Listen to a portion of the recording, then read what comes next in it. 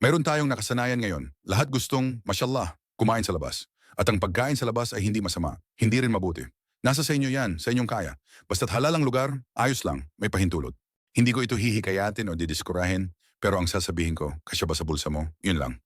Dahil gusto ng mga tao na makuha ang lahat ng gusto nila at bumuo ng mga ugaling hindi nila kayang tustusan, tapos magrereklamo sila na hindi sila sinusuportahan ni Allah. Samantalang ipinangako na ng makapangyarihang Allah na ang mga pangangailangan mo ay sa akin. Allahu Akbar. At walang anumang nilalang na gumagalaw sa ibabaw ng lupa, kundi sa Allah nagmumula ang kanyang panustos.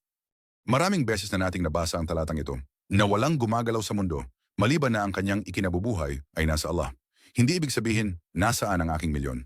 Ibig sabihin, ibinibigay ni Allah sa iyo ang mga pangunahing kailangan mo, ang pagkain, damit at tirahan. O isang lugar na pinili ni Allah subhanahu wa ta'ala para sa iyo sa panahong iyon.